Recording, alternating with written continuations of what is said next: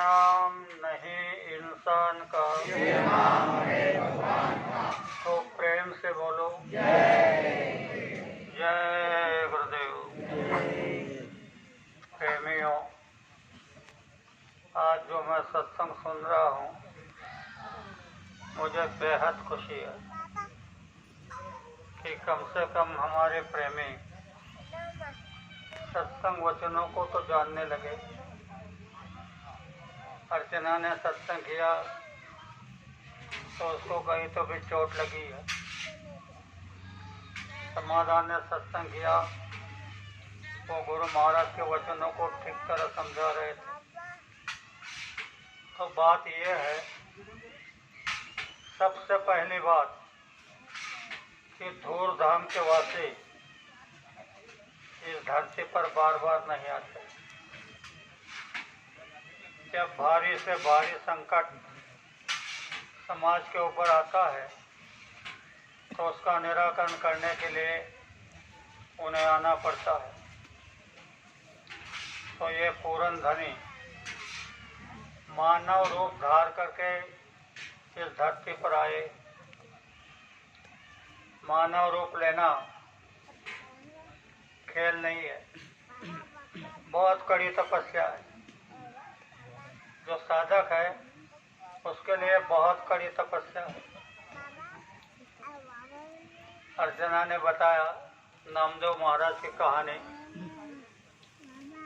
ये तो सुन लिया, लेकिन अमल के लिए बहुत कठिन है। मैं आज सोच रहा था और कल से उसके पीछे लगा था। नारू के खेत में भिंडी लगाई हुई है,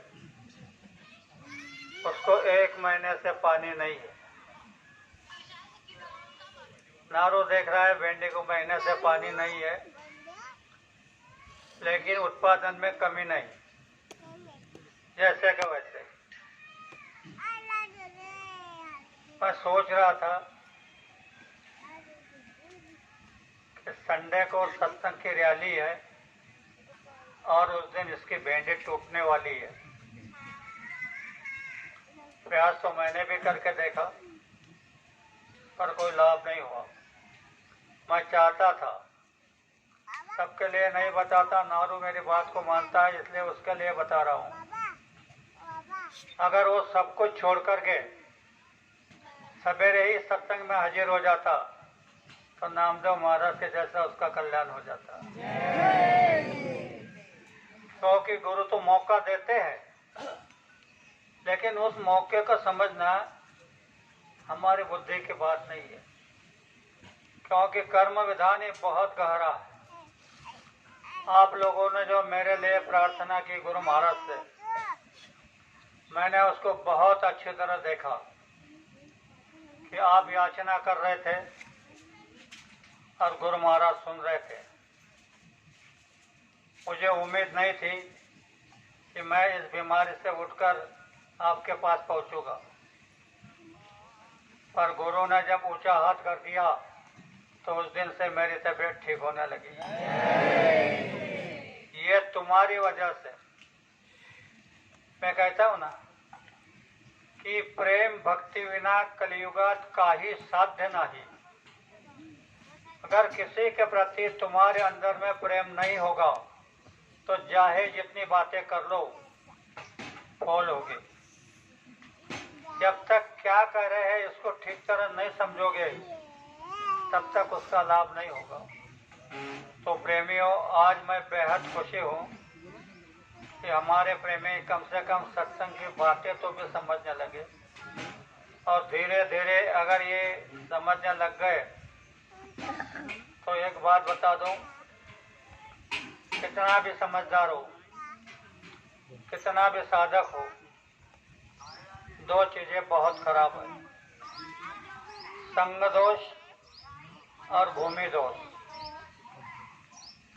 संग दोष इंसान को बदल देता है, अच्छे को बुरा कर देता है, बुरे को अच्छा कर देता है। भूमि दोष को समझ लो। सावन बाढ़ अपने माँ बाप को कावड़ बना करके काशी लेके जा रहा था। चलते चलते दिल्ली की भूमि पर आ गया तो उसके मन में आया मैं क्यों इतना कष्ट उठाऊं, मैं इनको यहीं छोड़ देता हूं और वापस चले जाता हूं। तब उन्होंने माँ बाप से कहा कि पिताजी मैं थक गया, मैं अब तुमको यहाँ छोड़ देता और वापस चला जाता। दोनों पति पत्नी ने पूछा बेटा हम किस जगह पर है? तो उन्होंने कहा कि हम दिल्ली कि मैं इसमें सीहोर में है। तब दोनों ने प्रार्थना की दिल्ली की बाउंड्री लांघकर छोड़ दो और तुम चले जाओ। बड़े मुश्किल से सावन उनको दिल्ली की बाउंड्री तक लाए तो तुरंत उनके विचार बदल गए कि मैं कितनी बड़ी गलती कर रहा था। तो ये है भूमि दोष। और हम न जाने किस भूमि पर कहाँ पर खाना खा लेते हैं, कहाँ पर बैठ जाते हैं, कहाँ पर क्या करते हैं, ये तो हमको पता नहीं रहता। इसलिए मैं आज ज़्यादा कुछ नहीं कहूँगा, हमारे भाइयों से एक प्रार्थना करूँगा कि सोच समझ करके कहीं भी अनाज खाओ, सोच करके कि ये कौन सा घर है, यहाँ क्या बनता है क्या नहीं बनता है, तो तुम्हारे साधना में अवश्य तरक्की हो जाएगी। इसी के साथ साथ मैं मेरे दो शब्दों को विराम देता, भूल चूक की माफी चाहता। आप सबको बड़े प्रेम के साथ जय गुरुदेव।